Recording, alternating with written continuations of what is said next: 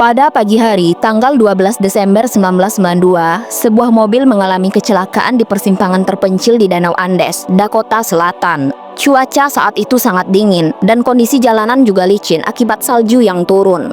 Mobil tersebut saat itu diisi oleh Arnold Archambault, 20 tahun, pacarnya Ruby Brujur, 19 tahun, dan sepupu dari Ruby, Tracy Dion, 17 tahun. Ketiganya dalam keadaan mabuk ketika mobil mereka tergelincir ke dalam parit, lalu terbalik di pinggir jalan. Keanehan kasus ini dimulai ketika bantuan akhirnya tiba di lokasi kecelakaan. Polisi yang datang ke lokasi hanya menemukan Tracy di dalam mobil yang telah dalam keadaan terbalik tersebut. Entah mengapa, Arnold dan Ruby sudah tidak ada di dalam mobil itu. Saat diwawancara, Tracy mengatakan dia tidak mengetahui posisi Arnold setelah kecelakaan terjadi, tetapi dia ingat kalau Ruby keluar dari mobil untuk mencari pacarnya. Saat fajar tiba, polisi sudah melakukan pencarian di sekitar lokasi selama seharian. Tetapi mereka belum menemukan tanda-tanda keberadaan Arnold dan Ruby. Mereka khawatir Arnold dan Ruby mungkin tersesat saat keluar dari mobil dan jatuh ke dalam es di tempat lain. Selama 3 bulan berikutnya, Detektif Youngstrom dari Kepolisian Dakota Selatan menyelidiki setiap petunjuk yang ada. Namun, hari terus berlalu tanpa ada perkembangan yang signifikan. Pada awal Maret, akhirnya ada perkembangan besar di kasus ini.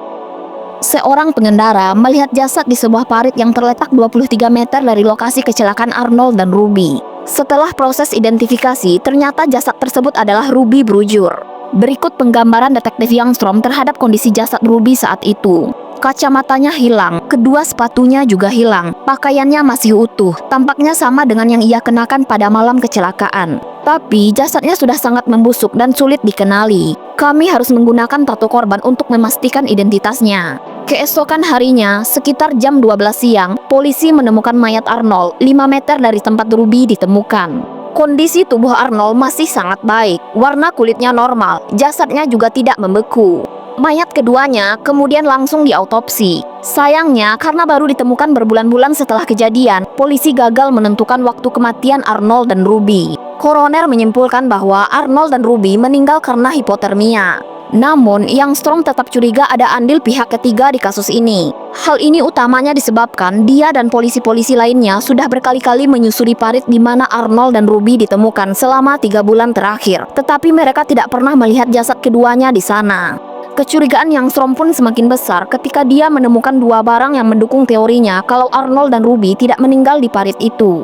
Barang pertama adalah seikat rambut yang ditemukan di pinggir jalan bersamaan dengan penemuan 2 jasad itu, yang kemudian dikonfirmasi laboratorium forensik sebagai rambut dari Ruby. Menurut Youngstrom, rambut itu tidak mungkin dapat bertahan di lokasi itu selama 3 bulan. Dia menduga kalau rambut itu jatuh saat mayat Ruby dibawa kembali ke parit. Barang kedua adalah 1 set kunci yang ditemukan di saku Arnold yang terdiri dari kunci mobil dan 2 kunci rumah. Sampai sekarang tidak pernah ditemukan mobil dan rumah yang cocok dengan kunci-kunci itu.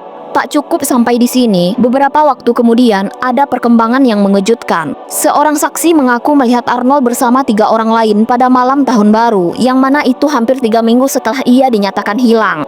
Saksi itu kemudian menjalani tes detektor kebohongan dan berhasil lulus tes tersebut. Kalau kesaksian ini benar, tentu saja pertanyaan besarnya adalah bagaimana mayat Arnold dan Ruby bisa ada di parit dekat mereka mengalami kecelakaan 2 bulan kemudian. Ayah Ruby, Quentin Brujur, menjelaskan sebagaimana berikut terkait teorinya. Mereka pasti mati di tempat lain. Lalu, kemudian seseorang membawa mayat mereka ke parit tersebut untuk membuatnya terlihat kalau mereka meninggal di parit itu. 35 tahun setelah kejadian itu, masih menjadi misteri apakah terkait andil orang ketiga dalam kematian Arnold dan Ruby, ataukah keduanya hanya bernasib malang dan jatuh di parit tersebut di hari yang menyedihkan itu.